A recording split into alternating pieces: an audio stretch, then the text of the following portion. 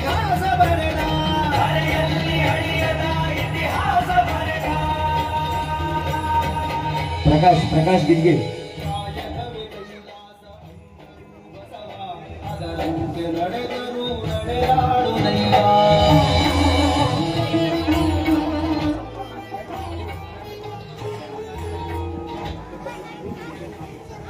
ಇಲ್ಲಿಯವರೆಗೂ ಶ್ರೀಮಠದ ಒಂದು ಪೂಜ್ಯರ ಭಕ್ತಿಭಾವದಿಂದ ತಮ್ಮ ಸ್ವ ರಚನೆಯಿಂದ ಬರೆದಿರತಕ್ಕಂಥ ಕವಿತೆಯನ್ನು ವಾಚನ ಮಾಡಿ ಶ್ರೀಮಠದ ಬಗ್ಗೆ ಮತ್ತು ಶ್ರೀಗಳ ಬಗ್ಗೆ ಹೇಳಿದಂತಹ ಪರಮ ಪೂಜ್ಯರಿಗೆ ತುಂಬು ಹೃದಯದ ಭಕ್ತಿಪೂರ್ವಕ ನಮಸ್ಕಾರವನ್ನು ಸಲ್ಲಿಸುತ್ತಾ ಈಗ ಮುಂದಿನದಾಗಿ ಮೊಟ್ಟ ಮೊದಲ ಬಾರಿಗೆ ನಮ್ಮ ಗ್ರಾಮಕ್ಕೆ ಮತ್ತು ಭಕ್ತರಿಗೆ ಆಶೀರ್ವಾದವನ್ನು ನೀಡಲು ಆಗಮಿಸಿರ್ತಕ್ಕಂಥ ಶ್ರೀ ಸಿದ್ಧಗಂಗಾ ಕ್ಷೇತ್ರದ ಶ್ರೀಮನ್ ನಿರಂಜನ ಪ್ರಣವ ಸ್ವರೂಪಿ ಶ್ರೀ ಶ್ರೀ ಶಿವಸಿದ್ದೇಶ್ವರ ಮಹಾಸ್ವಾಮಿಗಳವರ ಅಮೃತಾವಚನ ಆಶೀರ್ವಾದ ನುಡಿಗಳು.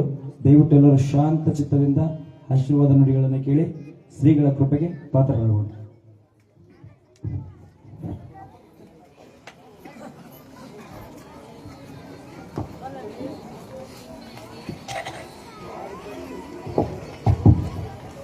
ಬೆಳದಿಂಗಳೊಳಗೆ ಬೆಳಗುವ ಬೆಳ್ಳಿ ಬೆಟ್ಟವು ನೀವು, ಸ್ಫಟಿಕದ ಘಟದೊಳಗೆ ಒಳೆಯುವ ದಿವ್ಯ ದೀಪವು ನೀವು. ನಿಮ್ಮ ಒಳಗು ಬೆಳಗು ನಿಮ್ಮ ಹೊರಗು ಬೆಳಗು, ಮುಟ್ಟುವಡೆ ಕೈಗೆ ಸಿಲುಕದು ಚಿಂತಿಸಿದೊಡೆ ಮನಕ್ಕೆ ನಿಲುಕದು. ಆ ನಿಮ್ಮ ಘನಶ್ರೀ ನಿಲುವು ನೋಡ ಶಿವಗುರು ಶ್ರೀ ಶಿವಕುಮಾರ ಪ್ರಭುವೆ. ಬಸವಾದಿ ಪ್ರಮಥರನ್ನ ಸಿದ್ಧಗಂಗಾ ಗುರು ಪರಂಪರೆಯನ್ನ ಭಕ್ತಿಯಿಂದ ಸ್ಮರಿಸುತ್ತಾ ಪ್ರಾತಸ್ಮರಣೀಯರು ಮಹಾಲಿಂಗದೊಳಗಾದ ಪರಮ ಪೂಜ್ಯ ಶ್ರೀ ಶ್ರೀ ಶಿವಕುಮಾರ ಮಹಾಶಿವಯೋಗಿಗಳವರ ಸರ್ವಾಂಗಲಿಂಗ ಚೇತನವನ್ನು ನೆನೆದು ಮಾತೃಹೃದಯಗಳು ಎನ್ನ ಮಾರ್ಗದರ್ಶಕರಾದ ಪೂಜ್ಯ ಗುರುದೇವರ ಪಾದಾರವಿಂದಗಳಿಗೆ ಸಾಷ್ಟಾಂಗ ಪ್ರಣಾಮಗಳನ್ನು ಸಲ್ಲಿಸಿ ಈ ಒಂದು ಪವಿತ್ರವಾದಂತಹ ಕಾರ್ಯಕ್ರಮದಲ್ಲಿ ದಿವ್ಯ ಸಾನ್ನಿಧ್ಯವನ್ನು ವಹಿಸಿರುವ ಪರಮ ಪೂಜ್ಯ ನಾಗಭೂಷಣ ಶಿವಾಚಾರ್ಯ ಮಹಾಸ್ವಾಮಿಗಳವರಲ್ಲಿ ಅನಂತ ಶರಣಾರ್ಥಿಗಳನ್ನು ಸಮರ್ಪಿಸಿ, ಅದೇ ರೀತಿಯಾಗಿ ಸಜ್ಜನ ರಾಜಕಾರಣಿಗಳು ನಿಕಟಪೂರ್ವ ಶಾಸಕರಾಗಿರ್ತಕ್ಕಂಥ ಪರಣ್ಣ ಈಶ್ವರಪ್ಪ ಮನವಳ್ಳಿ ಅವರಿಗೆ ಅಂತರಾತ್ಮಕ್ಕೆ ಶರಣಾರ್ಥಿಗಳನ್ನು ತೋರಿ ನಮ್ಮ ಮಠದ ಸದ್ಭಕ್ತರಾಗಿರುವಂತಹ ಶಿವಶಂಕರಪ್ಪರವರ ಆದಿಯಾಗಿ ಈ ಭಾಗದಲ್ಲಿರುವಂತ ಹಿರೇಬೆಣಕಲ್ನ ಎಲ್ಲ ಗ್ರಾಮಸ್ಥರಿಗೆ ಮತ್ತೆ ನಮ್ಮ ಶ್ರೀಮಠದ ಎಲ್ಲ ಹಳೆ ವಿದ್ಯಾರ್ಥಿಗಳ ಅಂತರಾತ್ಮಕ್ಕೆ ಶರಣಾರ್ಥಿಗಳು. ನಮ್ಮ ಬಸವನಗೌಡ ಮಾತನಾಡ್ಬೇಕಾದ್ರೆ ಹೇಳ್ತಾ ಇದ್ದ, ಇವತ್ತು ನಮಗೆಲ್ಲ ಒಂದು ಸುದಿನ ಬಹಳ ಆನಂದ ಆಗ್ತಾ ಇದೆ ಅಂತ ಒಂದು ಮಾತನ್ನ ಹೇಳ್ದ. ನಿಮ್ಗೆ ಎಷ್ಟು ಆನಂದ ಆಗ್ತಾ ಇದೆಯೋ ಅದ್ರ ಮೇಲೆ ಒಂದು ಪಟ್ಟು ಆನಂದ ನನಗೂ ಆಗ್ತಾ ಇದೆ. ಇವತ್ತು ನಾಡಿನಲ್ಲಿ ಅನೇಕ ಗ್ರಾಮಗಳಿದ್ದಾವೆ. ಆ ಗ್ರಾಮಗಳು ತಮ್ಮದೇ ಆಗಿರ್ತಕ್ಕಂಥ ಒಂದು ವೈಶಿಷ್ಟ್ಯತೆಯನ್ನು ಹೊಂದಿರುವಂತದ್ದು. ಹಾಗಾಗಿ ಈ ಗಂಗಾವತಿಯ ಭಾಗದಲ್ಲಿ ಹಿರೇಬೆಣಕಲ್ ಅಂತಕ್ಕಂಥ ಗ್ರಾಮ ತನ್ನದೇ ಆಗಿರ್ತಕ್ಕಂಥ ಒಂದು ವೈಶಿಷ್ಟ್ಯವಾದಂತಹ ಇತಿಹಾಸದಲ್ಲಿ ಗುರುತಿಸಿಕೊಳ್ಳುವಂತ ಒಂದು ಗ್ರಾಮ. ಈ ಗ್ರಾಮಕ್ಕೆ ಬಂದಿರುವಂತದ್ದು ನಿಜಕ್ಕೂ ಸಂತೋಷವೇ ಆಗ್ಬೇಕಾಗಿರುವಂತದ್ದು. ನಿಮ್ಗೆಲ್ಲ ಗೊತ್ತಿದೆ, ಭಾರತ ಇಡೀ ಜಗತ್ತಿನಲ್ಲಿ ತನ್ನದೇ ಆಗಿರ್ತಕ್ಕಂಥ ಒಂದು ವೈಶಿಷ್ಟ್ಯವಾದಂತಹ ಅರ್ಥಪೂರ್ಣವಾಗಿರುವಂತಹ ಸ್ಥಾನಮಾನವನ್ನ ಗಳಿಸಿಕೊಂಡಿದೆ. ಯಾವ ವಿಚಾರದಲ್ಲಿ ಭಾರತ ಜಗತ್ತಿನ ಮುಂದೆ ವಿಶೇಷವಾದಂತಹ ಸ್ಥಾನಮಾನವನ್ನ ಗಳಿಸ್ಕೊಂಡಿದೆ ಅಂದ್ರೆ ಅದಕ್ಕೆ 3 ಅಂಶಗಳು ಕಾರಣ. ಒಂದು ಅಂಶ ಯಾವುದು ಅಂದ್ರೆ ಈ ಪುಣ್ಯ ಭೂಮಿಯ ಧರ್ಮ ಅಂತಕ್ಕಂಥದ್ದು, ಮತ್ತೆ ನಮ್ಮಲ್ಲಿರುವಂತಹ ಸಂಸ್ಕೃತಿ ಅಂತಕ್ಕಂಥದ್ದು. ಬಹಳ ಮುಖ್ಯವಾಗಿ ಭಾರತ ಜಗತ್ತಿನ ಮುಂದೆ ಯಾಕೆ ವಿಶೇಷತೆಯನ್ನ ಗಳಿಸ್ಕೊಂಡಿದೆ ಅಂತಂದ್ರೆ, ಜಗತ್ತಿಗೆ ನಾಗರಿಕತೆ ಅಂದ್ರೆ ಏನು ಅಂತ ತಿಳಿಸ್ಕೊಟ್ಟಂತ ಏಕೈಕ ರಾಷ್ಟ್ರ ಅಂದ್ರೆ ಅದು ನಮ್ಮ ಭಾರತ ಅಂತ. ಅಷ್ಟು ವಿಶೇಷವಾದಂತ ನಾಗರಿಕತೆಯನ್ನ ಹೊಂದಿರುವಂತಹ ರಾಷ್ಟ್ರ ಅಂತಂದ್ರೆ ಅದು ನಮ್ಮ ಭಾರತ. ಯಾಕಂದ್ರೆ ಇಲ್ಲಿ ಒಂದಷ್ಟು ವಿಚಾರಗಳಿದಾವೆ, ಒಂದಷ್ಟು ಆಚಾರಗಳಿದಾವೆ, ಒಂದಷ್ಟು ಸಂಸ್ಕೃತಿ ಸಂಸ್ಕಾರಗಳಿರುವಂತಹದ್ದು. ಹಿರೇಬೆಣಕಲ್ ಗ್ರಾಮ ಯಾಕೆ ವಿಶೇಷವಾದಂತ ಗ್ರಾಮ ಅಂತಂದ್ರೆ, ನಾನು ಹೇಳಿದಾಗೆ ಇವತ್ತು ಜಗತ್ತಿಗೆ ಒಂದು ನಾಗರಿಕತೆಯನ್ನು ತೋರಿಸಿಕೊಂಡಂತ ಭಾರತ ಇವತ್ತು ಎಮ್ಮರವಾಗಿ ಜಗತ್ತಿನ ಮುಂದೆ ನಿಂತಿದೆ. ಆ ಎಮ್ಮರವಾಗಿ ಬೆಳೆದಂತಹ ಈ ನಾಗರಿಕತೆ ಅಂತಕ್ಕಂಥ ಮರದ ಬೇರು ಯಾವುದು ಅಂದ್ರೆ ಅದು ಶಿಲಾಯುಗ ಅಂತಕ್ಕಂಥದ್ದು. ಇವತ್ತು ನಾವು ಬಂದಿರುವಂತದ್ದು ಸಾಮಾನ್ಯ ಗ್ರಾಮ ಅಲ್ಲ, ಇದು ಒಂದು ವಿಶೇಷವಾದಂತ ಗ್ರಾಮ. ಇದು ಜಗತ್ತಿಗೆ ನಾಗರಿಕತೆಗೆ ಅಡಿಪಾಯನ್ನ ಹಾಕಿಕೊಟ್ಟಂತಹ ಒಂದು ಯುಗ ಅಂದ್ರೆ ಅದು ಶಿಲಾಯುಗ ಅಂತಕ್ಕಂಥದ್ದು. ಶಿಲಾಯುಗ ಯಾಕೆ ಅಷ್ಟು ವೈಶಿಷ್ಟ್ಯತೆಯನ್ನ ಪಡ್ಕೊಂತು ಅಂತಂದ್ರೆ, ಅಲೆಮಾರಿಯಾಗಿರ್ತಕ್ಕಂಥ ಮಾನವ ಒಂದು ಕಡೆ ನೆಲೆಸುವುದಕ್ಕೆ ಪ್ರಾರಂಭ ಮಾಡಿದಂತಹ ಯುಗ ಅಂದ್ರೆ ಅದು ಶಿಲಾಯುಗ ಅಂತಕ್ಕಂಥದ್ದು. ಆ ಶಿಲಾಯುಗದ ಒಂದು ವಿಶೇಷ ಅಂತಂದ್ರೆ, ಒಂದು ಸಾಮುದಾಯಿಕ ಜೀವನವನ್ನ ನಡೆಸುವಂತಹ ಮಾರ್ಗವನ್ನ ಕೊಟ್ಟಂತ ಯುಗ ಅದು. ಅದರ ಜೊತೆಗೆ ಒಂದಷ್ಟು ಸಂಸ್ಕೃತಿ ಸಂಸ್ಕಾರಗಳನ್ನ ಒಳಗೊಂಡಿರುವಂತ ಒಂದು ಯುಗ ಅದು. ಬಹಳ ಮುಖ್ಯವಾಗಿ 12ನೇ ಶತಮಾನದ ಒಂದು ತತ್ವ ಯಾವುದು ಅಂತಂದ್ರೆ ದಾಸೋಹ ತತ್ವ ಅದು. ಅಂತಹ ದಾಸೋಹ ತತ್ವ ಅಂದ್ರೆ ಇಡೀ ಜಗತ್ತಿಗೆ ಎಲ್ಲರೂ ಒಟ್ಟಾಗಿ ಬಾಳಬೇಕು, ನಮ್ಮಲ್ಲಿರುವುದನ್ನ ಹಂಚಿ ಉಣ್ಣಬೇಕು ಅಂತಕ್ಕಂಥ ಯುಗ ಪ್ರಾರಂಭ ಆಗಿದ್ದು ಅದು ಶಿಲಾಯುಗ ಅಂತಕ್ಕಂಥದ್ದು. ಅಂತಹ ಒಂದು ವಿಶಿಷ್ಟವಾದಂತಹ ಶಿಲಾಯುಗ ಇರುವಂತಹ ಚರಿತ್ರೆ ಇರುವಂತಹ ಗ್ರಾಮ ಯಾವುದು ಅಂದ್ರೆ ಅದು ಹಿರೇಬೆಣಕಲ್ಲು ಅಂತಕ್ಕಂಥದ್ದು. ನಾವೆಲ್ಲ ಬಹಳ ಅಭಿಮಾನದಿಂದ ಹೇಳಬೇಕಾಗಿರುವಂತದ್ದು. ಬಹಳಷ್ಟು ಮಂದಿ ನೀವು ಇತಿಹಾಸವನ್ನ ಹಿರೇಬೆಣಕಿನಲ್ಲಿರುವಂತ ಗ್ರಾಮದ ಒಂದು ವೈಶಿಷ್ಟ್ಯತೆಯನ್ನ ನೀವು ಯಾವ ತರ ಭಾವಿಸ್ಕೊಂಡಿದ್ದೀರೋ ನನಗಂತೂ ಗೊತ್ತಿಲ್ಲ ಅದು. ನಾನು ಇವತ್ತು ಸುಮಾರು 1.5-2 ತಾಸುಗಳ ಕಾಲ ಈ ಭಾಗದಲ್ಲಿ ಓಡಾಡಿದಾಗ ನನಗನ್ಸಿದಂತ ಒಂದು ಭಾವನೆ ಅಂತಂದ್ರೆ, ಹಿರೇಬೆಣಕಿನಲ್ಲಿ ಇರ್ತಕ್ಕಂಥ ಪ್ರತಿಯೊಂದು ಶಿಲೆ ಅಂತಕ್ಕಂಥದ್ದು, ಪ್ರತಿಯೊಂದು ಕಲ್ಲು ಅಂತಕ್ಕಂಥದ್ದು ಅದು ಸಾಮಾನ್ಯ ಕಲ್ಲುಗಳಲ್ಲ. ಅದು ಎಂತ ಕಲ್ಲು ಅಂತಂದ್ರೆ, ಅವತ್ತಿನ ಶಿಲಾಯುಗದಲ್ಲಿ ಬದುಕ್ತಾ ಇರುವಂತಹ ನಾಗರಿಕರಿದ್ರೆಲ್ಲ ಅವರ ಜೀವನದ ಸಾಧನಗಳಾಗಿದ್ದು ಅಂತವು ಬಹಳ ವಿಶಿಷ್ಟವಾಗಿರ್ತಕ್ಕಂಥದ್ದು.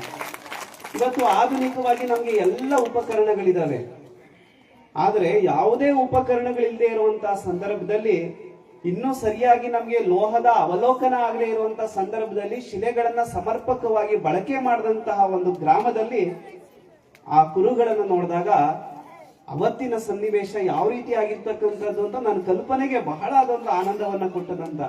ಅಲ್ಲಿ ಒಂದಷ್ಟು ಪ್ರಶಾಂತವಾಗಿ 10 ನಿಮಿಷ ನಾನು ಇದ್ದು ಬಿಡ್ಬೇಕು ಅಂತ ನನ್ನ ಭಾವನೆ ಆಗಿತ್ತು. ಆದ್ರೆ ಸಮಯದ ಅಭಾವ ಇರ್ತಕ್ಕಂಥದ್ದು, ಹಾಗಾಗಿ ಹೆಚ್ಚು ಸಮಯವನ್ನ ಅಲ್ಲಿ ಕಳೆಯೋದಕ್ಕೆ ಸಾಧ್ಯ ಆಗಲಿಲ್ಲ. ಬಹಳ ವಿಶಿಷ್ಟವಾಗಿ ಆ ಬಂಡೆಗಳ ಮೇಲೆ ಇರ್ತಕ್ಕಂಥ ಚಿತ್ರಗಳನ್ನ ನೀವು ಗಮನಿಸಿದ್ದೀರಾ ಅಂತ ನಾನು ಭಾವಿಸ್ಕೊಂಡಿದ್ದೇನೆ. ಆ ಬಂಡೆಗಳ ಮೇಲೆ ಇರ್ತಕ್ಕಂಥ ಚಿತ್ರಗಳು ಅದು ನಮಗೆ ಸಾಮಾನ್ಯ ಚಿತ್ರಗಳಲ್ಲ, ಅದು ಅದೆಷ್ಟೋ ಜನರ ಅಂತರಂಗದಲ್ಲಿರುವಂತಹ ಅವರ ಅಭಿವ್ಯಕ್ತಿಯನ್ನ ವ್ಯಕ್ತಪಡಿಸುವಂತಹ ಭಾವನೆಗಳವೆಲ್ಲ. ಅಲ್ಲಿರುವಂತಹ ಚಿತ್ರಗಳು ಒಂದೊಂದು ಕುರುಹುಗಳು ಸಹ ಅವರ ಜನಜೀವನದ ಶೈಲಿ, ಆ ವೈಶಿಷ್ಟ್ಯತೆಗಳನ್ನ ಎತ್ತಿ ತೋರಿಸುವಂತ ಕೆಲಸವನ್ನ ಮಾಡ್ತಕ್ಕಂಥದ್ದು. ನಿಜಕ್ಕೂ ಅಂತಹ ಒಂದು ವಿಶಿಷ್ಟವಾದಂತಹ ಕುರುಗಳನ್ನ ಹೊಂದಿರುವಂತ ಈ ಗ್ರಾಮವೇ ಪುಣ್ಯ ಗ್ರಾಮ ಅಂತ ನಾವೆಲ್ಲ ಭಾವಿಸ್ಬೇಕಾಗಿರುವಂತಹದ್ದು. ಯಾಕಂದ್ರೆ ಶಿಲಾಯುಗದ ನಾಗರಿಕತೆ ಜನರು ಧರ್ಮಕ್ಕೆ ಅಡಿಪಾಯವನ್ನ ಹಾಕ್ತಕ್ಕಂಥವ್ರು. ಅವರು ಸೂರ್ಯನನ್ನ ಭಗವಂತ ಅಂತ ನಂಬ್ಕೊಂಡವರು ಅವತ್ತಿನ ಕಾಲದಲ್ಲಿ ದೈವವತ್ವವನ್ನ ಸೂರ್ಯನಲ್ಲಿ ಕಂಡ್ರು.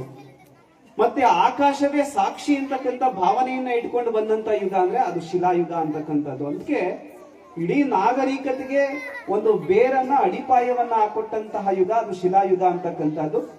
ಅಂತಹ ಶಿಲಾಯುಗವನ್ನ ಕುರುಹುಗಳನ್ನ ಹೊಂದಿರುವಂತ ನಿಮ್ಮ ಗ್ರಾಮ, ಆ ಗ್ರಾಮದಲ್ಲಿ ಬದುಕ್ತಾ ಇರತಕ್ಕಂಥ ನೀವೆಲ್ಲರೂ ಸಹ ಧನ್ಯಮಾನ್ಯರು ಅಂತಾನೆ ನಾವೆಲ್ಲ ಭಾವಿಸ್ಬೇಕಾಗಿರುವಂತದ್ದು. ನಿಜಕ್ಕೂ ಬಹಳ ಸಂತೋಷ ಆಗಿದೆ ಈ ಗ್ರಾಮಕ್ಕೆ ಬಂದಿರುವಂತದ್ದು. ಇಲ್ಲೊಂದಷ್ಟು ಪ್ರಾಚೀನವಾಗಿರ್ತಕ್ಕಂಥ ಇತಿಹಾಸದ ಜೊತೆಗೆ ನಿಮ್ಮಲ್ಲಿರುವಂತ ಪ್ರೀತಿ ಮತ್ತೆ ವಿಶ್ವಾಸ, ಭಕ್ತಿ ನನ್ನ ಮನಸ್ಸಿಗೆ ಅದು ಇಮ್ಮಡಿಗೊಳಿಸುವಂತ ಕೆಲಸವನ್ನ ಮಾಡ್ತಕ್ಕಂಥದ್ದು. ಪೂಜ್ಯರು ಹೇಳ್ತಾ ಇದ್ರು, ಎತ್ತಣ ಮಾಮರ ಎತ್ತಣಕ್ಕೆ ಹೋಗಿಲೆ ಎತ್ತಣನಿಂದ ಸಂಬಂಧಯ ಅಂತ. ಅಂದ್ರೆ ತುಮಕೂರಿಗೂ ಮತ್ತೆ ಗಂಗಾವತಿಯಲ್ಲಿರುವಂತ ಹಿರೇಬೆಳಕನೂರು ಗ್ರಾಮಕ್ಕೂ ಎತ್ತಣಿಂದೆತ್ತ ಸಂಬಂಧ ಅಂತಂದ್ರೆ ಅದು ನಿಜವಾದಂತಹ ಭಕ್ತ ಸಂಬಂಧ ಅಂತ ನಾವೆಲ್ಲ ಭಾವಿಸ್ಬೇಕಾಗಿರುವಂತಹದ್ದು. ಈ ಭಕ್ತ ಸಂಬಂಧಕ್ಕೆ ಇಂಬನ್ನ ಕೊಟ್ಟವ್ರು ಯಾರು, ಶಕ್ತಿಯನ್ನ ಕೊಟ್ಟವ್ರು ಯಾರು ಅಂತ ನಾನು ಮಾತುಗಳಲ್ಲಿ ವ್ಯಕ್ತಪಡಿಸೋದಕ್ಕೆ ಸಾಧ್ಯ ಇಲ್ಲ. ಆ ಮಹಾನ್ ಶಕ್ತಿ ಯಾವುದು ಈ ಬಾಂಧವ್ಯಕ್ಕೆ ಅಂದ್ರೆ ನಮ್ಮ ಪರಮ ಪೂಜ್ಯ ಶಿವಕುಮಾರ ಮಹಾಶಿವಯೋಗಿಗಳವರು. ಬಸವನಗೌಡ ಮಾತನಾಡ್ಬೇಕಾದ್ರೆ ಹೇಳ್ದ, ನಮ್ಗೆ ಬಟ್ಟೆ ಕೊಟ್ರು, ಊಟ ಕೊಟ್ರು, ನಮ್ಗೆ ಆಶ್ರಯವನ್ನ ಕೊಟ್ರು ಅಂತ ಬಹಳ ಭಾವೋದ್ವೇಗದಿಂದ ಅವನು ಭಾವುಕನಾಗಿ ಮಾತನಾಡುವಂತ ಸಂದರ್ಭದಲ್ಲಿ ಪರಮ ಪೂಜ್ಯರು ಇವುಗಳ ಜೊತೆಗೆ ಏನ್ ಕೊಟ್ರು ಈ ನಾಡಿನ ಜನತೆಗೆ ಅಂದ್ರೆ ಒಳ್ಳೆಯ ಸಂಸ್ಕಾರವನ್ನು ಕೊಡುವಂತ ಕೆಲಸವನ್ನು ಮಾಡಿ. ನಿಮ್ಗೆಲ್ಲ ಗೊತ್ತಿದೆ, if character is last everything is last ಅಂತ ಒಂದು ಮಾತನ್ನ ಹೇಳ್ತಾರೆ. ಇವತ್ತಿನ ಜನತೆಗೆ ಬೇಕಾಗಿರುವಂತದ್ದು ಯಾವುದು ಅಂದ್ರೆ ಅದು ಸಂಸ್ಕಾರ ಅಂತಕ್ಕಂಥದ್ದು. ಒಂದು ಹಳ್ಳಿ, ಒಂದು ನಗರ ಆಗಿರ್ಬೋದು, ಅದು ಸಂಸ್ಕಾರಯುತವಾಗಿರ್ತಕ್ಕಂಥ ಪಟ್ಟಣಗಳಾದಾಗ ಮಾತ್ರ ಒಂದಷ್ಟು ನೆಮ್ಮದಿ, ಒಂದಷ್ಟು ಸುಖ, ಒಂದಷ್ಟು ಶಾಂತಿಯಿಂದ ಬದುಕುವುದಕ್ಕೆ ಮಾತ್ರ ಸಾಧ್ಯ ಆಗಿರುವಂತದ್ದು ಅಂತ ಬಹಳ ದೂರದ ಆಶಯವನ್ನ ಇಟ್ಕೊಂಡು ಶ್ರೀಮಠವನ್ನ ಅರಸಿ ಬಂದಂತ ಎಲ್ಲ ಮಕ್ಕಳಿಗೆ ಆ ಸಂಸ್ಕಾರವನ್ನ ನೀಡುವಂತ ಕೆಲಸವನ್ನ ಮಾಡಿದ್ರು. ಅಷ್ಟೇ ಅಲ್ಲ, ಪರಮ ಪೂಜ್ಯರು ಅವರು ಕೊಟ್ಟಂತ 2 ದಿವ್ಯ ಮಂತ್ರಗಳು ಅಂದ್ರೆ 12ನೇ ಶತಮಾನದ ದಿವ್ಯ ಅಸ್ತ್ರಗಳು ಅಂದ್ರೆ ಒಂದು ಕಾಯಕ, ಮತ್ತೊಂದು ದಾಸೋಹ ಅಂತಕ್ಕಂಥದ್ದು. ನಿಮ್ಮನ್ನೆಲ್ಲ ನೋಡಿದಾಗ ಹೃದಯ ತುಂಬಿ ಬರುವಂತ ಸನ್ನಿವೇಶ. ಇವತ್ತು ನಗರ ಪಟ್ಟಣಗಳ ವ್ಯವಸ್ಥೆಯನ್ನ ನೋಡಿದಾಗ ಎಲ್ಲ ಆಧುನೀಕರಣಗೊಂಡಿದೆ. ಇವತ್ತು ನಮ್ಮಲ್ಲಿ ಶ್ರಮಿಕ ವೃತ್ತಿ ಜನಾಂಗದವರನ್ನ ನೋಡೋದಕ್ಕೆ ಸಾಧ್ಯನೇ ಇಲ್ಲ. ಇವತ್ತೇನಾದ್ರೂ ಒಂದಷ್ಟು ಕಾಯಕ ಜೀವಿಗಳಿದ್ದಾರೆ ಅಂತಂದ್ರೆ ಅದು ಈ ಭಾಗದಲ್ಲಿ ಇರುವಂತದ್ದು ಅಂತ ನಾವು ಬಹಳ ಅಭಿಮಾನದಿಂದ ಹೇಳಬೇಕಾಗಿರುವಂತದ್ದು. ನಮ್ಮ ಪೂಜ್ಯರ ಒಂದು ಸಂಕಲ್ಪ ಏನು ಅಂತಂದ್ರೆ ಪ್ರತಿಯೊಬ್ಬ ನಾಗರಿಕನು ಸಹ ಏನ್ ಮಾಡ್ಬೇಕು ಅಂದ್ರೆ ಕಾಯಕ ಜೀವಿಯಾಗಿರ್ಬೇಕು ಅಂತಕ್ಕಂಥದ್ದು.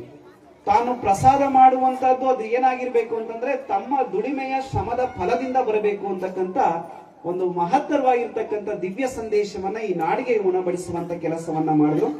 ಅದ್ರ ಜೊತೆಗೆ ಸತ್ಯ ಶುದ್ಧ ಕಾಯಕದಿಂದ ಬಂದದ್ದನ್ನ ತನಗೆ ಎಷ್ಟು ಬೇಕೋ ಅಷ್ಟನ್ನ ಉಳಿಸಿಕೊಂಡು ಮಿಕ್ಕಿದ್ದಕ್ಕೆ ಅದು ಸಮಾಜಕ್ಕೆ ದಾಸೋಹ ಮಾಡಬೇಕು ಅಂತಕ್ಕಂಥ ಒಂದು ವಿಶಿಷ್ಟವಾದಂತ ತತ್ವಗಳನ್ನ ನಮ್ಮ ಪೂಜ್ಯರು ಹಾಕಿಕೊಟ್ಟಿರುವಂತ ಒಂದು ದಿವ್ಯ ಮಂತ್ರ ಅಂತ ನಾವೆಲ್ಲ ಭಾವಿಸ್ಬೇಕು.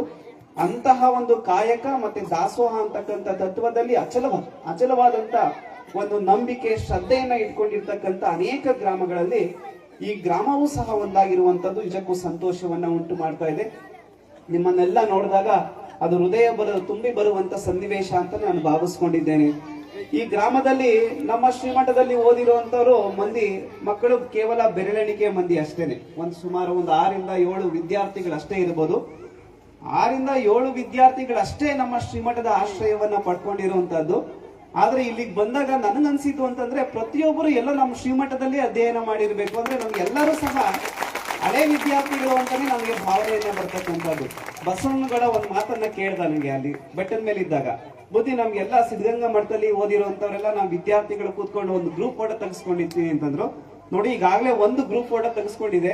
ಯಾಕಂದ್ರೆ ಅವ್ರನ್ನೆಲ್ಲ ನೋಡಿದಾಗ ನಮ್ಮ ಹಳೆ ವಿದ್ಯಾರ್ಥಿಗಳ ಅಂತಾನೆ ನನಗೆ ಭಾವನೆ ಬಂದಿರೋದು. ಹಾಗಾಗಿ ಪ್ರತ್ಯೇಕವಾಗಿರುವಂತ ಯಾವ್ದು ಫೋಟೋ ಅವಶ್ಯಕತೆ ಇಲ್ಲ ಅಂತ ನಾನು ಅವನ ಮುಂದೆ ವ್ಯಕ್ತಪಡಿಸಿದ್ದೇನೆ.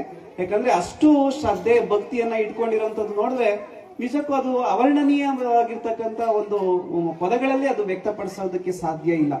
ಅಂತಹ ಒಂದು ಅಚಲವಾಗಿರ್ತಕ್ಕಂಥ ಶ್ರದ್ಧಾ ಭಕ್ತಿಯನ್ನ ನಮ್ಮ ಮಠದಲ್ಲಿ ಇಟ್ಕೊಂಡಿರುವಂತದ್ದು ನಿಜಕ್ಕೂ ಸಂತೋಷವನ್ನ ಉಂಟು ಮಾಡ್ತಾ ಇದೆ.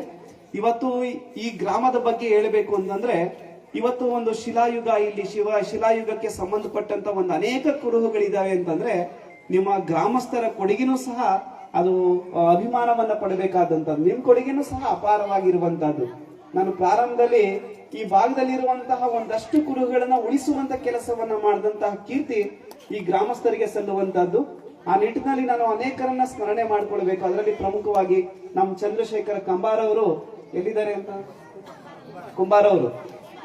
ಚಂದ್ರಶೇಖರ್ ಕುಂಬಾರ್ ಅವರು ನೋಡಿ, ಅವರು ತುಂಬಾ ವಿದ್ವತ್ಪೂರ್ಣವಾಗಿರುವಂತಹ ಜ್ಞಾನವನ್ನ ಹೊಂದಿ ಇವತ್ತು ಇಲ್ಲಿರುವಂತಹ ಏನೇ ನಮ್ಮ ಶಿಲಾಯುಗಕ್ಕೆ ಸಂಬಂಧಪಟ್ಟಂತ ವಿಚಾರಗಳನ್ನ ಅದನ್ನ ಸಂರಕ್ಷಣೆ ಮಾಡಬೇಕು ಅಂತ ಒಂದು ವಿಶೇಷವಾದಂತಹ ತಂಡವನ್ನ ರಚನೆ ಮಾಡಿಕೊಂಡು ಈ ಭಾಗದಲ್ಲಿರುವಂತಹ ಆ ಕುರುಹುಗಳನ್ನ ಉಳಿಸುವಂತ ಒಂದು ಶತಪ್ರಯತ್ನದಲ್ಲಿ ಇರುವಂತದ್ದು ನಿಜಕ್ಕೂ ಸಂತೋಷವನ್ನ ಉಂಟು ಮಾಡ್ತಾ ಇದೆ. ಅದ್ರ ಜೊತೆಗೆ ನಮ್ಮ ಹುಸೇನ್ ಭಾಷಾ ಅಂತಕ್ಕಂಥವ್ರು, ನಾನು ಪ್ರಾರಂಭದಲ್ಲಿ ಹೇಳ್ತಾ ಇದ್ದೆ, ಹುಸೇನ್ ಭಾಷಾ ಮುಂದೆ ಬಾರಪ್ಪ ನೀನು. ಆ ಹುಸೇನ್ ಭಾಷಣನ್ನ ನೋಡಿದಾಗ ನನಗೆ ಎಷ್ಟು ಅಭಿಮಾನ ಬಂತು ಅಂತಂದ್ರೆ ನಿಜವಾದಂತಹ ಸಂಶೋಧಕ ಯಾರು ಅಂತಂದ್ರೆ ಹುಸೇನ್ ಭಾಷಣೆ ಅಂತಕ್ಕಂಥದ್ದು. ಯಾಕಂದ್ರೆ ಅಲ್ಲಿರುವಂತ ಒಂದೊಂದು ಕಲ್ಲಿನೊಂದಿಗೆ ಅವರು ಅವಿನಾಭಾವ ಸಂಬಂಧವನ್ನ ಹೊಂದಿರುವಂತದ್ದು. ನಿಜಕ್ಕೂ ಅದು ಅಂತ ಭಾವನೆ ಇರಬೇಕು. ಕೆಲವು ಸತಿ ನಾವೇನ್ ಅನ್ಕೊಳ್ತೀವಿ ಅಂತಂದ್ರೆ ಕೆಲವು ವಸ್ತುಗಳಿಗೆ ಜೀವ ಇಲ್ಲ ಅಂತ ನಾವು ಭಾವಿಸ್ಕೊಂಡಿರ್ತೀವಿ. ಮರಗಳಾಗಿರ್ಬೋದು, ನಮ್ಮ ಮುಂದೆ ಇರ್ತಕ್ಕಂಥ ಅನೇಕ ವಸ್ತುಗಳಾಗಿರ್ಬೋದು, ಅವು ಯಾವುದೂ ಸಹ ನಿರ್ಜೀವವಾದಂತ ವಸ್ತುಗಳಲ್ಲ. ಅದಕ್ಕೂ ಒಂದು ಭಾವನೆ ಇರುತ್ತೆ. ಆ ಭಾವನೆಗಳನ್ನ ಅವೆಲ್ಲವೂ ಸಹ ವ್ಯಕ್ತಪಡಿಸ್ತಾ ಇರುತ್ತೆ. ಆದ್ರೆ ಆ ಭಾವನೆಗಳಿಗೆ ಸ್ಪಂದಿಸುವಂತಹ ಹೃದಯ ನಮ್ಮಲ್ಲಿ ಇರಬೇಕಾಗಿರುವಂತದ್ದು. ಅಂತಹ ಹೃದಯಶೀಲನಾಗಿರ್ತಕ್ಕಂಥ ಒಬ್ಬ ವ್ಯಕ್ತಿ ಅಂತಂದ್ರೆ ಹುಸೇನ್ ಭಾಷಾ ಅಂತ ನಾವು ಅವರನ್ನು ಸಹ ಈ ಸಂದರ್ಭದಲ್ಲಿ ಅಭಿನಂದಿಸಬೇಕಾಗಿರುವಂತದ್ದು. ಮತ್ತೆ ಮಂಜುನಾಥ ದೊಡ್ಡಮನಿಯವರು ಸಹ ಅವರು ಸಹ ಇದ್ರ ಬಗ್ಗೆ ಒಂದು ಇಂಚಿಂಚು ಸಹ ಇತಿಹಾಸವನ್ನ ಶೋಧಿಸುವಂತ ಕೆಲಸವನ್ನ ಮಾಡಿದ್ದಾರೆ. ಅವರು ಕಲ್ಲನ್ನೆಲ್ಲ ಅಷ್ಟೇ ಶೋಧನೆ ಮಾಡಿಲ್ಲ, ಅವರು ಪ್ರತಿಯೊಂದು ಇತಿಹಾಸದ ಕೆಲವು ಕುರುಹುಗಳನ್ನ ಶೋಧಿಸುವಂತ ಕೆಲಸವನ್ನ ನಮ್ಮ ಮಂಜುನಾಥ್ರವರು ಮಾಡ್ಕೊಂಡು ಬಂದಿರುವಂತದ್ದು. ನಮ್ಮ ನಾಗರಾಜು ಸಹ ಅವರು ಸಹ ಅದಕ್ಕೆ ಹೆಗಲಣಿಯಾಗಿ ನಿಂತ್ಕೊಂಡಿರುವಂತದ್ದು. ಅದ್ರ ಜೊತೆಗೆ ವಿನಯ್ರವರು ಸಹ ಸಾಕಷ್ಟು ಇದಕ್ಕೆ ಸಂಬಂಧಪಟ್ಟಂತ ಕೆಲಸಗಳನ್ನ ಮಾಡ್ಕೊಂಡು ಬರ್ತಾ ಇರುವಂತದ್ದು ನಿಜಕ್ಕೂ ಸಂತೋಷವನ್ನ ಮಾಡ್ತಾ ಇದೆ. ನಿಮ್ಮಲ್ಲಿ ಬಹಳ ದೊಡ್ಡ ಕುರುಗು ಇದೆ. ಏನು ಕೊರಗು ಅಂತಂದ್ರೆ ಆದಷ್ಟು ಬೇಗ ನಮ್ಮ ಈ ಪಾರಂಪರಿಕವಾಗಿರುವಂತಹ ಈ ತಾಣ ಯುನೆಸ್ಕೋದಲ್ಲಿ ಏನಾಗಬೇಕು ಅಂತಂದ್ರೆ ನಾಮನಿರ್ದೇಶನ ಆಗಬೇಕು, ಅಲ್ಲಿ ಅದಕ್ಕೆ ಗುರುತಿಸ್ಕೊಳ್ಬೇಕು ಅಂತಕ್ಕಂಥದ್ದು ವಿಶೇಷವಾಗಿರುವಂತಹ ಅಭಿಮಾನ ನಿಮ್ಮಲ್ಲಿ ಇರುವಂತದ್ದು. ಆ ಕೊರಗು ಇದೆ ನಿಮ್ಮಲ್ಲಿ. ಅವರ ಮಾತುಗಳನ್ನ ಕೇಳಿದಾಗ ಯುನೆಸ್ಕೋ ಪಾರಂಪರಿಕ ಪಟ್ಟಿಯಲ್ಲಿ ನಮ್ಮ ಹಿರೇಬೆಣಕಲ್ ಗ್ರಾಮನೂ ಸಹ ಸೇರ್ಬೇಕು ಅಂತಕ್ಕಂಥದ್ದು ಅವರ ಮನದ ಇಂಗಿತ ಆಗಿರುವಂತದ್ದು. ಅದಕ್ಕೆ ಸಾಕಷ್ಟು ಪ್ರಯತ್ನಗಳನ್ನ ಮಾಡ್ತಾ ಇದ್ದಾರೆ. ನಿಜಕ್ಕೂ ಆ ಪ್ರಯತ್ನದಿಂದ ನೀವು ಯಾರು ಹಿಂದೆ ತೆಗೆಯುವಂತ ಅವಶ್ಯಕತೆ ಇಲ್ಲ ಅಂತ ನಾನು ಭಾವಿಸ್ಕೊಂಡಿದ್ದೇನೆ. ಯಾಕಂದ್ರೆ ನೀವು ಯಾವುದು ಸೃಷ್ಟಿ ಮಾಡುವಂತ ಅವಶ್ಯಕತೆ ಇಲ್ಲ. ಯಾಕಂದ್ರೆ ಈಗಾಗಲೇ ಅದೆಲ್ಲ ಸೃಷ್ಟಿಯಾಗಿರುವಂತದ್ದು. ನಿಮ್ಮ ಮೇಲೆ ಇರುವಂತ ಒಂದು ಗುರುತರ ಜವಾಬ್ದಾರಿ ಅಂದ್ರೆ ಅದು ಯುನೆಸ್ಕೋ ಪಟ್ಟಿಗೆಯಲ್ಲಿ ಈ ವರ್ಷನೇ ಸೇರ್ಲಿ, ನಾಳೆಗೆ ಸೇರ್ಲಿ, ಇನ್ನೊಂದು 5 ವರ್ಷ ಬಿಟ್ಟಾದ್ರೂ ಸೇರ್ಲಿ, ಆದ್ರೆ ಆ ಒಂದು ಶಿಲೆಯನ್ನು ಸಂರಕ್ಷಿಸುವಂತಹ ಗುರುತರ ಜವಾಬ್ದಾರಿ ಈ ಗ್ರಾಮಸ್ಥರಿಗೆ ಇರಬೇಕಾದಂತದ್ದು. ನಿಜಕ್ಕೂ ನೀವು ಅದನ್ನ ಭಾವನಾತ್ಮಕವಾಗಿ ನೋಡುವಂತಹ ಸನ್ನಿವೇಶ ಅಂತ ನೀವು ಭಾವಿಸ್ಕೊಳ್ಬೇಕು. ಆ ಪ್ರತಿಯೊಂದು ಕಲ್ಲನ್ನ ಸಂರಕ್ಷಣೆ ಮಾಡುವಂತ ಕೆಲಸವನ್ನ ಮಾಡಬೇಕು. ನಿಜಕ್ಕೂ ಈ ಭಾಗದಲ್ಲಿರುವಂತಹ ಅನೇಕ ಜನಪ್ರತಿನಿಧಿಗಳ ಸಹಕಾರ ಇರ್ತಕ್ಕಂಥದ್ದು ನನಗೆ ಗಮನಕ್ಕೆ ಬಂದಿದೆ. ಮುಂದಿನ ದಿನಮಾನಗಳಲ್ಲಿ ನಮ್ಮ ಪರಣ್ಣವರು ಸಹ ನೀವೇನು ಸಂಕಲ್ಪ ಮಾಡಿದರೋ ಅದಕ್ಕೆ ಒಂದು ಹೆಜ್ಜೆ ಅವರು ಸಹ ಮುಂದಿಡ್ತಾರೆ ಅಂತಕ್ಕಂಥ ಭಾವನೆಯನ್ನು ನಾನು ಈ ಸಂದರ್ಭದಲ್ಲಿ ವ್ಯಕ್ತಪಡಿಸ್ತಾ, ನಮ್ಮ ಪೂಜ್ಯರು ಸಹ ಅದಕ್ಕೆ ಸೂಕ್ತವಾಗಿರ್ತಕ್ಕಂಥ ಮಾರ್ಗದರ್ಶನವನ್ನ ನೀಡ್ತಾರೆ. ಯಾಕಂದ್ರೆ ಒಂದು ಊರಿನಲ್ಲಿ ಒಬ್ಬ ಧರ್ಮಗುರುಗಳಿದ್ದಾರೆ ಅಂತಂದ್ರೆ ಆ ಊರು ಯಾವಾಗಲೂ ಸಂಸ್ಕಾರದಿಂದ ಕೂಡಿರುತ್ತೆ ಅನ್ನೋದಕ್ಕೆ ನಿಮ್ಮ ಊರೇ ನಿದರ್ಶನವಾಗಿರುವಂತದ್ದು. ಅಂತಹ ಒಬ್ಬರು ಗುರುಗಳನ್ನ ನೀವು ಪಡೆದಿರುವಂತದ್ದು ನಿಜಕ್ಕೂ ಸಂತೋಷವನ್ನು ಉಂಟು ಮಾಡ್ತಾ ಇದೆ. ನಿಮ್ಮಲ್ಲಿ ಏನಿದೆಯೋ, ನಿಮ್ಮ ಆಕಾಂಕ್ಷೆಗಳು ಏನಿದೆಯೋ ಆ ಆಕಾಂಕ್ಷೆಗಳೆಲ್ಲ ಸಹ ಆದಷ್ಟು ಬೇಗ ನೆರವೇರಲಿ ಅಂತಕ್ಕಂಥದ್ದು ನಾನು ಆ ಸಿದ್ಧಗಂಗಾ ಗುರು ಪರಂಪರೆಯನ್ನ ಭಕ್ತಿಯಿಂದ ಪ್ರಾರ್ಥನೆಯನ್ನ ಮಾಡ್ಕೊಳ್ತಾ ಹೆಚ್ಚು ಮಾತನಾಡುವಂತ ಅವಶ್ಯಕತೆ ಇಲ್ಲ. ಯಾಕಂದ್ರೆ ಸಾಕಷ್ಟು ಸಮಯ ಆಗಿದೆ. ಮುಂದೆ ಸಿಂಧನೂರ್ನಲ್ಲೂ ಸಹ ಈಗಾಗಲೇ ಕಾರಟಗಿಯವರಾಗಿರ್ಬೋದು, ಕೆಲವು ಗ್ರಾಮದವರೆಲ್ಲರೂ ಸಹ ಏನಾಗ್ತಾ ಇದ್ದಾರೆ ಅಂದ್ರೆ ಕಾಯ್ತಾ ಇದ್ದಾರೆ. ನನ್ನ ಕರ್ಕೊಂಡು ಹೋಗಕ್ಕೆ ವೇದಿಕೆ ಬಲಭಾಗದಲ್ಲೇ ನಿಂತಿದ್ದಾರೆ. ಅವ್ರು ಯಾರಿಗೂ ಸಹ ಅವರ ಭಾವನೆಗಳಿಗೆ ನಾವು ಧಕ್ಕೆ ತರೋದು ಬೇಡ. ಖಂಡಿತವಾಗಿ ನೀವೆಲ್ಲಾದ್ರೂ ಇದಕ್ಕೆ ಮನ್ನಣೆಯನ್ನ ಕೊಡ್ತೀರಾ ಅಂತ ನಾನು ಭಾವಿಸ್ಕೊಂಡಿದ್ದೇನೆ. ಆ ನಿಟ್ಟಿನಲ್ಲಿ ನಿಮ್ಮೆಲ್ಲರ ಸಹಕಾರ ಮತ್ತೆ ಆ ಸಂಶೋಧನೆಗೆ ಬೇಕಾಗಿರುವಂತಹ ಪೂರಕವಾಗಿರುವಂತಹ ಎಲ್ಲ ಮಾಹಿತಿಗಳನ್ನ ಸಂರಕ್ಷಿಸುವಂತ ಕೆಲಸ ನೀವು ಮಾಡ್ಲಿ ಅಂತಕ್ಕಂಥ ಆಶಯವನ್ನ ಈ ಸಂದರ್ಭದಲ್ಲಿ ವ್ಯಕ್ತಪಡಿಸಿ ನನ್ನ ಮಾತುಗಳಿಗೆ ವಿರಾಮ ಕೊಡ್ತಾ ಇದ್ದೀನಿ. ಮತ್ತೊಮ್ಮೆ ನಿಮ್ಮೆಲ್ಲರ ಅಂತರಾತ್ಮಕ್ಕೆ ಶರಣಾರ್ಥಿಗಳು.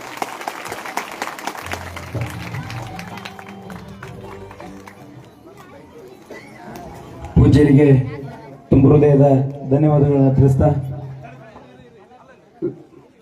ನಮ್ಮ ಎಲ್ಲ ಹಿರಿಯರ ಪರವಾಗಿ ಮತ್ತು ಗ್ರಾಮದ ಎಲ್ಲರ ಪರವಾಗಿ ಬಂದಂತ ಎಲ್ಲ ಭಕ್ತ ಮಹಾಶಯರ ಪರವಾಗಿ ಪೂಜ್ಯ ಗುರುಗಳಿರುವವರಿಗೂ ಸಹ ಭಕ್ತಿಯ ಗೌರವ